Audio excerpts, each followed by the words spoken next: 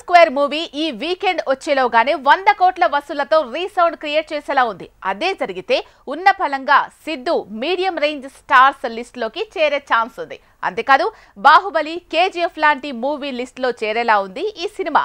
Pan India movie కాకుండా కూడా ఇలాంటి రికార్డులు ఈ సినిమాకి దక్కడానికి విచిత్రమైన అంశాలు కారణమవుతున్నాయి. అవేంటి? డీజే టిల్లుకి సీక్వెల్ గా వచ్చిన టిల్లు స్క్వేర్ మూవీ దూసుకెళ్తోంది. ఈ ఫ్రైడే వచ్చేలోగా 100 కోట్ల క్లబ్ లో చేరేలా ఉంది. అదే జరిగితే సిద్ధు ఇప్పుడు నాగ చైతన్య, నితిన్, నిఖిల్, అఖిల్ ఇలా టాప్ 2 హీరోల లిస్ట్ లో చేరిపోతాడు. అయితే ఇంట్రెస్టింగ్ ఫ్యాక్ట్ ఏంటంటే మొదటి భాగంతో పోలిస్తే సీక్వెల్సే ఈ మధ్య వసూళ్ల సునామీలు తెస్తున్నాయి. డీజే టిల్లు నిజానికి ఈ మూవీ వచ్చినప్పుడు 0 ఎక్స్పెక్టేషన్స్, కానీ సైలెంట్ గా ఈ సినిమా వైరల్ అయింది. యూత్ కి బాగా కనెక్ట్ అయింది. దాని ప్రభావం సీక్వెల్ మీద కనిపిస్తోంది.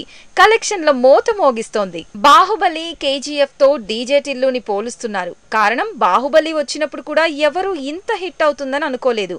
కేజీఎఫ్ వచ్చినప్పుడు ఆ రేంజ్ రిజల్ట్ ఎవరు ఎక్స్పెక్ట్ చేయలేదు.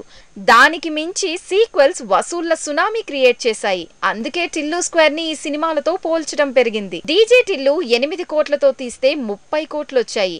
అలా చూస్తే ఇదేం అంత పెద్ద నెంబర్ ఏం కాదు.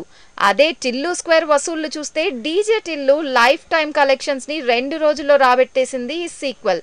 అంతేకాదు 100 కోట్ల వరద కూడా ఆల్మోస్ట్ కన్ఫర్మ్ అయింది. అందుకే మొదటి భాగం కంటే సీక్వెల్ రూపంలో భారీగా వసూళ్లు రాబట్టిన మూవీగా రికార్డు టిల్లుకి దక్కుతుంది. డీజే టిల్లు హిట్ తర్వాత టిల్లు స్క్వేర్ వచ్చింది. 85 కోట్లు రాబట్టి 100 కోట్ల వేటలో దూసుకెళ్తోంది. ఇప్పుడు టిల్లు క్యూబ్ కి కాన్సెప్ట్ దొరికింది. వచ్చే ఏడాది ఈ మూవీ ఉంటుందని ఫిల్మ్ టీమ్ ఆల్మోస్ట్ తేల్చేసింది. సో అదెంత రాబడుతుందో అన్న అంచనాల భారం మరింత పెరిగేలా ఉంది.